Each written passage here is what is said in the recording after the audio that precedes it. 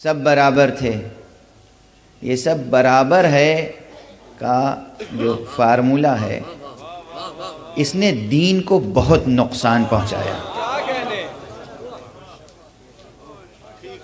سب ٹھیک ہیں، سب برابر ہیں، اس نے دین کو بہت نقصان پہنچایا. خدا خود فرماتا ہے تِلْكَ الرُّسُلُ فَضَّلْنَا بَعْضَهُمْ عَلَى بَعْضٍ، ہم نے بعض رسولوں کو بعض پر فضیلت دی. اللہ کہہ رہا ہے فضیلت دی، مسلمان کہہ رہا ہے سب برابر ہیں. رسول اللہ نے اپنے گرد مجمع میں بعض کو بعض پر فضیلت دی،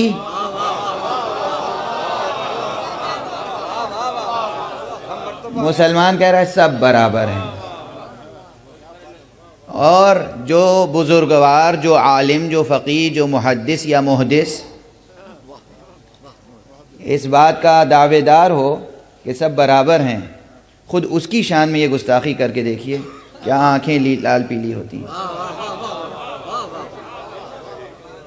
دوسرے علماء کا ذکر کیجیے اس کے سامنے، کہیں وہ جاہل ہے، وہ ناہنجار ہے، اسے فقہ نہیں آتی، اسے حدیث نہیں آتی. آپ کہیے حضور ہم تو سب کو برابر ہی جانتے ہیں.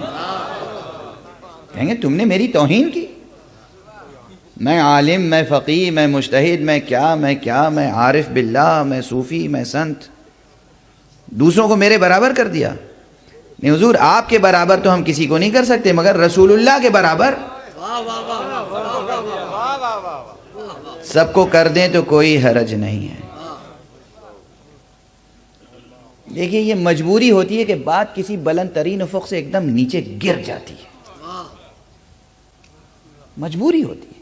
بہرحال جو حضرات کہتے ہیں سب برابر ہیں، تمام انبیاء برابر ہیں، قول مردود ہے. قرآن خود ہی رد کر دیتا ہے، حضور بہت افضل ہے.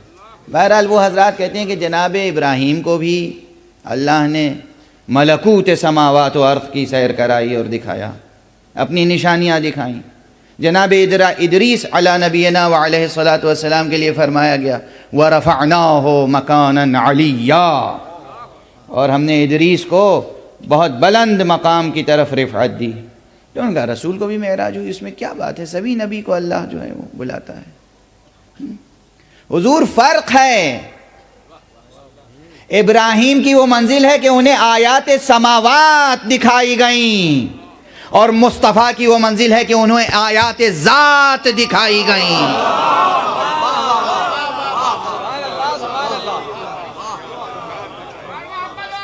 صلوات پڑھ دیں محمد و آل محمد.